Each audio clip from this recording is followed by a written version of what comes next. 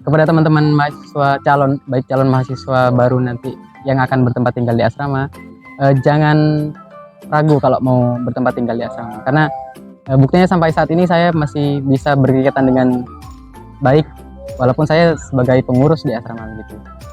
Jangan terbatas kepada peraturan-peraturan yang mungkin itu demi kebaikan teman-teman. Jadi nanti yang mana kita kalau sudah merasa nyaman bertempat tinggal di sebuah lingkungan, itu kita pasti akan menumbuhkan rasa cinta akan lingkungan tersebut. Yang mana kalau kita sudah cinta akan lingkungan yang kita tempat tinggali, kita tidak akan merasa terbebani dengan kegiatan, baik kegiatan maupun dengan lingkungan sosial yang ada di sana.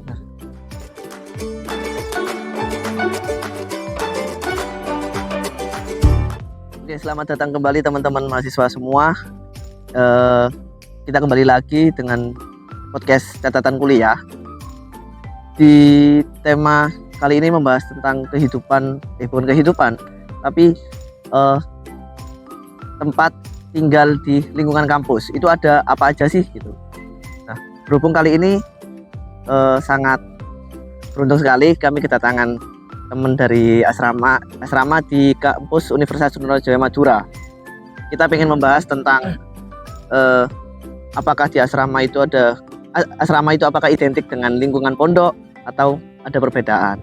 Dan juga nanti mungkin kita akan membahas sedikit tentang mengenai kos dari sekitar lingkungan kampus itu. Oke. Selamat datang Mas. Ya, selamat datang. Mungkin bisa dikenalan dulu. Oh, baik. Perkenalkan, nama saya Muhammad Usamah Mujahid dari lengkap ya, prodinya juga. Prodinya saya Teknik Informatika Angkatan 19, saya asli Pamekasan. Mungkin sedikit tentang asrama nanti kita bincang-bincang lebih lebar gitu ya. Ngikutin Masnya gimana gitu. Ya. Kita santai aja. Ya. Jadi gini, mungkin kebingungan teman-teman ketika awal masuk kuliah terkait tempat tinggal, pasti itu menjadi sebuah kebingungan. Ya, betul. Apalagi anak-anak yang jauh dari daerah luar ya, Pulau Jawa, Pulau Jawa, Medan dan sekitarnya. Ya. Saya besok itu tinggal di mana sih gitu ya. Ya. Nah, ini mengenai asrama. Apakah asrama itu menjadi suatu kewajiban untuk bisa masuk ke asrama dalam suatu kampus? Untuk asrama sendiri itu kan perlu diketahui itu sebuah fasilitas ya. Yeah. Fasilitas tempat tinggal untuk mahasiswa UTM. Yang mana untuk fasilitas ini dapat diakses oleh seluruh mahasiswa UTM gitu. Jadi kurang lebih begitu Mas.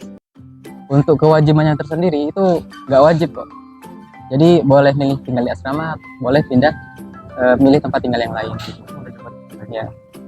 Terkait kewajiban itu, apakah itu semua fakultas juga nggak ada kewajiban atau ada fakultas tertentu? Misal ada fakultas keislaman kayak gitu? Oh ya gitu. Untuk kewajiban tinggal di asrama itu untuk kategori mahasiswa tertentu yang Mas sebutkan tadi, mahasiswa keislaman. Yeah. Itu kebetulan ada Mas. Soalnya di asrama ini kan ada program namanya pendidikan karakter gitu. Pendidikan karakter. Nah, yang mana pendidikan karakter ini juga terintegrasi oleh penilaian kualitas kuliahnya nanti di keislaman gitu. Jadi terintegrasi sama fakultas keislaman, kegiatan di asrama mahasiswa UTM gitu. Jadi minimal itu wajibnya di asrama sebagai warga itu kurang lebih 1 tahun atau 2 semester. Oh, 1 tahun atau 2 semester. Jadi kalau awal masuk berarti cuman sampai semester 2 kewajibannya. Ya, kewajibannya. Kalau anak keislaman. Kalau anak keislaman. Ya, kalau non keislaman itu bebas. Semester 2-nya boleh lanjut, boleh enggak. Oke. Keislaman pun habis semester 2 itu boleh lanjut juga atau boleh enggak. Oke. Jadi itu teman-teman, terutama ini kita membahas kampus asrama dari kampus Universitas Trunojoyo Madura. Oke. Buat teman-teman yang masih bingung terkait harga asrama itu, apakah sebanding nggak sih dengan harga yang kita ketika nanti memilih tempat tinggal di kosan, itu perbandingannya jauh atau menurut saya untuk biaya yang kita keluarkan untuk bisa tinggal di asrama itu bisa dikatakan paling murah ya, untuk sebagai tempat tinggal ya. Paling murah sebagai tempat tinggal yang ada di lingkungan kampus ini gitu. Jadi kisaran biayanya untuk sekarang saat ini per semester itu atau 6 bulan itu 900.000 atau diakumulasi tiap per bulannya itu 150.000. 150. Ya. Nah, 150 itu include apa aja Mas? Udah termasuk apa aja fasilitasnya? Fasilitas yang Iya. diperoleh, yang terutama kamar yang ada kamar mandinya di dalam. Oh, kamar mandi dalam. Ya, betul. Terus listrik, air, dan utamanya yang kita utamakan itu pendidikan karakternya. Jadi asrama sebagai tempat tinggal ini tidak hanya sebagai tempat tinggal mahasiswa untuk rehat aja di asrama, tapi kita juga memaksimalkan kegiatan kita untuk warga, sebagaimana warga itu agar dapat kegiatan yang positif selama tinggal di asrama. Benar sekali. Juga mungkin keraguan Bapak Ibu, orang tua, mahasiswa yang mau lanjut yang jadi mahasiswa baru nanti di asrama itu kalau mau tinggal di asrama itu nggak terlalu ketat-ketat banget lah gitu. Jadi santai aja. Kalau kita udah nyaman sama suatu lingkungan, itu kita nggak perlu khawatir lagi kalau lingkungan itu nggak akan merugikan kita. Santai. Benar sekali. Oke. Apa ini namanya? Kembali lagi ke pernyataan saya di awal. Ya. Statement teman-teman di luar itu kebanyakan bahwasanya asrama itu bayangannya di teman-teman asrama di kampus itu sama kayak asrama di pondok. Dimana asrama di pondok ini cukup ketat ya. Pagi harus bangun, sholat malam, habis itu sholat subuh, terus ngaji sekolah, dan nanti kembali lagi lah seperti itu. Dan nanti ketika ada suatu pelanggaran, nanti pasti ada namanya takzir kalau di pondok. Iya, betul. Apakah di asrama itu ada seperti itu? Mungkin saya di sini mengambilnya dalam sudut pandang saya sebagai musahil ya, atau musahil itu sebagai pengurus lah kalau istilahnya dia. Ya teman-teman, saya lupa menjelaskan tadi bahwasanya Mas Usman ini termasuk musahil di musahil atau pengurus di asrama UTM. Ya gitu. Ya. Terkait hal-hal yang Anda sebutkan tadi terkait peraturan asrama yang begitu ketat gitu. Menurut saya sih itu nggak seketat apa yang kita bayangkan kalau di pondok gitu. Soalnya yang kita utamakan dan peraturan yang kita laksanakan di asrama ini juga demi kebaikan warga yang tinggal di asrama. Jadi yang namanya takzir atau yang namanya nanti peraturan yang begitu ketat itu nggak terlalu ketat banget seperti di pondok. Saya ambil contoh gitu ya. Yeah. Misalkan ada peraturan dilarang berboncengan di sekitar asrama yang bukan muhrim, gitu, dilarang berboncengan. Itu demi apa? Demi menjaga pandangan atau hubungan kita terhadap lawan jenis gitu. Yeah. Jadi pendidikan karakter kita juga dimulai dari hablum minan nasnya gitu. Dan untuk takzirannya mungkin hal yang pertama, peringatan pertama cuma teguran biasa. Mungkin kalau tidak lanjuti nanti masih sama berulang yang kedua kalinya atau 3 kalinya, mungkin dari musahil pendampingnya sendiri itu yang memberikan wejangan. Jadi dalam kontak fisik itu hukumannya seperti yang dibayangkan teman-teman ini itu nggak akan terjadi kayak gitu. Jadi kita hanya di sini sebagai sebagai penyedia layanan. Jadi kita juga berusaha sebagai bagaimana itu warga nyaman tinggal di asrama.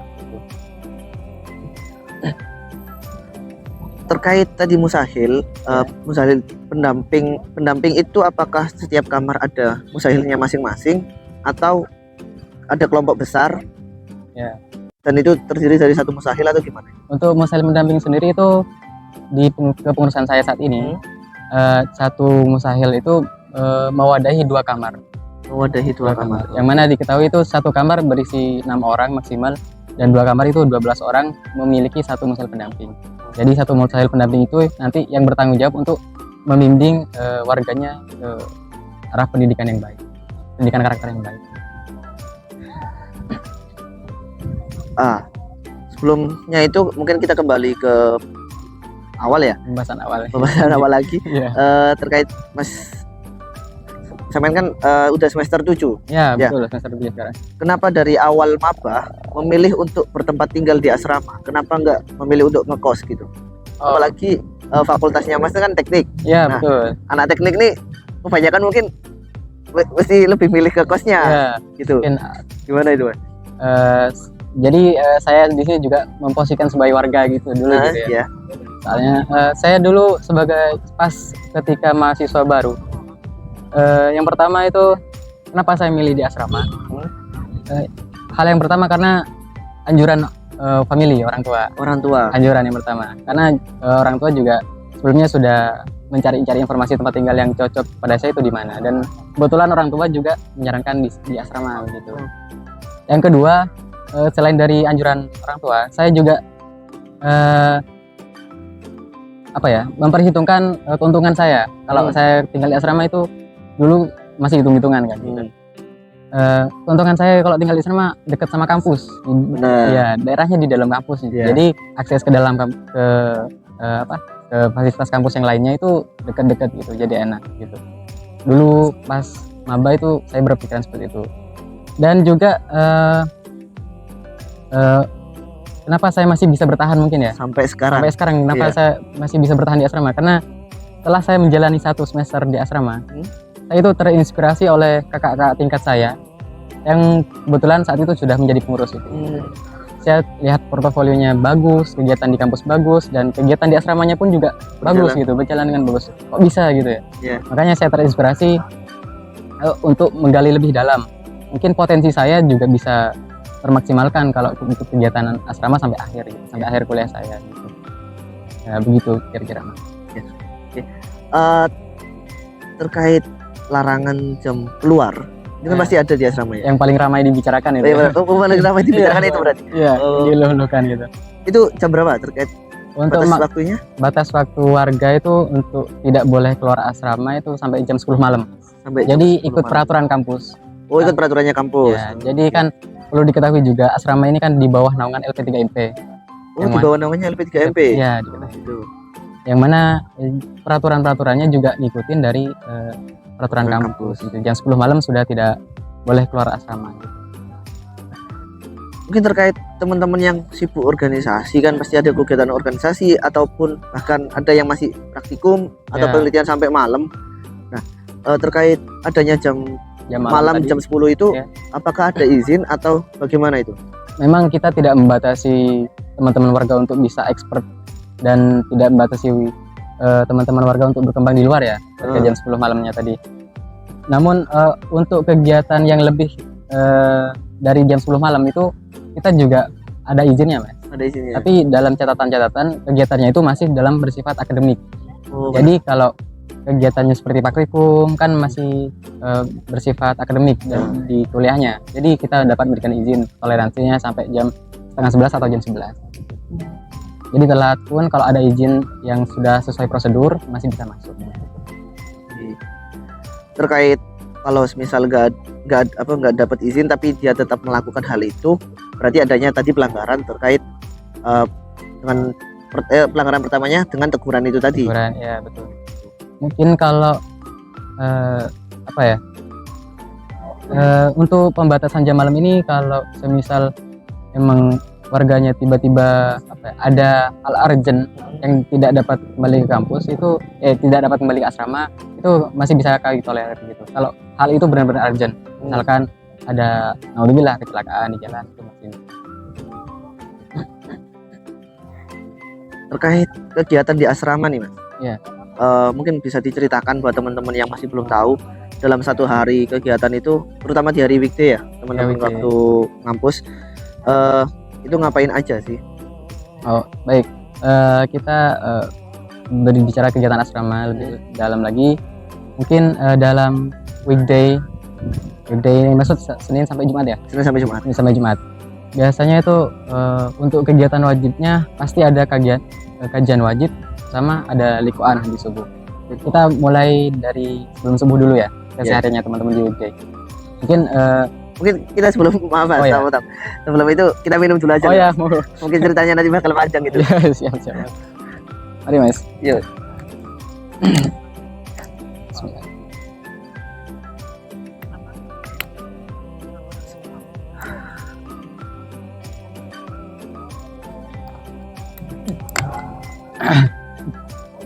Oke, balik lagi pembahasan ya, Mas. Oke, silakan. terkait kegiatan teman-teman warga di asrama gitu ya. Iya. Yang pasti nggak sepadat yang teman-teman bayangkan. Masih batas wajar lah, masih dapat enjoy melaksanakannya gitu. Yang pertama, kegiatan asrama kan ini masih berdasarkan pendidikan karakter yang kita usungkan tadi. Ya. Mana pendidikan karakter ini juga sesuai dengan program yang UTM jalankan, itu UTM API. UTM API. API itu yang mana amanah peduli kreatif. Nah, kita di asrama juga mengimplementasikannya juga seperti itu gitu kan. Mulai dari kegiatan hariannya, dari weekday itu subuh itu kita bangun salat berjamaah seperti biasa. Habis salat subuh itu langsung likoan dengan warga itu dengan musallim pendampingnya masing-masing. Likoan yang dimaksud adalah kegiatan di mana biasanya berisi dengan kegiatan baca Quran bersama dan habis itu musallim pendampingnya memberikan materi-materi keagamaan. Jadi habis kegiatan subuh tadi, habis likoan sudah lepas dari kegiatan asrama. Jadi mulai pagi sudah jam 6 itu teman-teman warga sudah dapat menjalankan aktivitasnya di kampus gitu. Yeah. Jadi dari jam 6 sampai jam maghrib itu nggak ada kegiatan wajib di asrama kalau weekday. Nah, kita start kegiatannya lagi itu ketika maghrib. Maghrib berjamaah. Habis maghrib berjamaah ada kegiatan kajian bersama pengelola. Yang mana pengelola ini dari dosen yang mengisi materi kegiatan wajib. Dosen-dosen pengelola gitu. Habis itu kegiatan kajian wajibnya diselesaikan sampai isya dan kita isya berjamaah. Dan habis itu sudah selesai kegiatan asrama. Coba di weekday seperti itu. Terus habis isya itu warga terserah mau nugas di luar boleh, asalkan baliknya jam 10 malam tadi. Ya. Kalau di weekday seperti itu. Ya. Jadi itu teman-teman kegiatan-kegiatan yang ada di asrama. Mungkin tadi terkait itu kan masih weekday ya. Ya. Kita juga akan membahas terkait ini Mas, yang weekend. Mungkin ada sedikit perbedaan dari malam Jumatnya. Kalau malam Jumat itu biasanya nggak ada kegiatan kajian bersama. Malam Jumat itu kegiatannya biasanya kita isi dengan istighosah ataupun tahlil bersama. Dan dilanjut dengan hari Sabtu Ahadnya itu kegiatan likoan dan kegiatan kajian wajibnya diliburkan. Oh ya, lupa lagi saya. Di asrama juga ada kajian sunnah. Kajian sunnah itu gimana? Kajian sunnah itu biasanya berisi dengan materi-materi yang bisa mengembangkan minat bakat warga gitu. Yang mana kegiatan sunnah itu dilaksanakan selesai isya tadi. Yang mana kegiatan sunnah itu meliputi ada English course, Tarbiyatul Arabi, dan pelatihan kaligrafi, pelatihan KTI, dan lain sebagainya banyak. Ada juga pelatihan web. Jadi yang suka programming juga tidak terbatas, kalau mau berkegiatan di asrama mengembangkan minat bakatnya itu masih luas, kami terbuka. Berarti seperti ekstrakurikuler ya? Seperti ekstrakurikuler, tapi kami menyebutnya kajian sunnah. Kajian sunnah. Iya. Berarti bukan berarti ketika kalian teman-teman mahasiswa, yang teman-teman mahasiswa baru maupun yang mau dari SMA ke mahasiswa, bukan berarti kalian tidak akan bisa berkembang ketika masuk ke dalam asrama, karena ya, cukup banyak sekali kegiatan dan juga masih banyak waktu untuk kalian berkembang di luar asrama juga masih banyak gitu teman-teman. Oke. Terkait apa di asrama lagi ini, apakah ada satu peraturan yang nanti bisa membuat dia langsung dikeluarkan? Peraturan yang mungkin bisa langsung dikeluarkan itu lebih ke sama seperti peraturan sosial yang ada di tataran masyarakat. Itu seperti pelanggaran berat seperti minuman keras atau drugs gitu.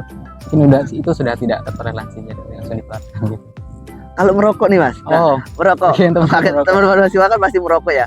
Nah, merokok itu kalau di lingkungan pondok pasti nggak boleh. Pasti nggak boleh ya. Nah, di lingkungan asrama ini apakah boleh merokok di kamar atau di lingkungan asrama? Kalau sepengalaman saya selama ini, kalau di lingkungan seperti teras asrama, di depan asrama, kantin yang ada di asrama itu sebisa mungkin dihindari merokoknya.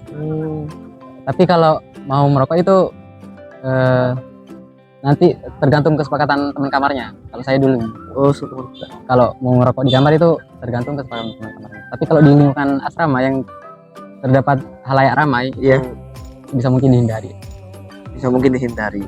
Berarti nggak boleh, tetap ya itu tadi kita Terkait kesopanannya nanti kesepanan dengan orang lain lah. orang lain. Di kamar pun harus sesuai kesepakatan sama teman kamar. Oh, mungkin sebelum kita tutup Mas, Ya. ini mungkin ada satu kata atau untuk teman-teman yang ingin bertempat tinggal di asrama tapi masih bingung, mungkin Mas. Ya mungkin kepada teman-teman mahasiswa baik calon mahasiswa baru nanti yang akan bertempat tinggal di asrama, jangan ragu kalau mau bertempat tinggal di asrama, karena buktinya sampai saat ini saya masih bisa berkegiatan dengan baik walaupun saya sebagai pengurus di asrama gitu. Jangan terbatas kepada peraturan-peraturan yang mungkin itu demi kebaikan teman-teman. Jadi nanti yang mana kita kalau sudah merasa nyaman bertempat tinggal di sebuah lingkungan, itu kita pasti akan menumbuhkan rasa cinta akan lingkungan tersebut. Yang mana kalau kita sudah cinta akan lingkungan yang kita tempat tinggali, kita tidak akan merasa terbebani dengan baik kegiatan maupun dengan lingkungan sosial yang ada di sana. Karena dalam sebuah cinta itu tidak perlu perjuangan. Karena kenapa? Karena jika Anda itu sudah merasa berjuang akan sebuah cinta, maka Anda tidak benar-benar terus mencintai hal tersebut gitu. Jadi apa yang kita dapat dalam sebuah kecintaan kita terhadap baik sebuah lingkungan atau lainnya, itu adalah hikmah yang akan kita dapat. Jadi kita melaksanakan dengan enjoy gitu. Ya, gitu. Mungkin segitu. Terima kasih banyak Mas. Sama-sama. Oke, mungkin itu aja teman-teman terkait asrama. Kita akan berjumpa lagi di podcast selanjutnya. Jangan lupa share, subscribe, and like. Terima kasih. Terima kasih Mas.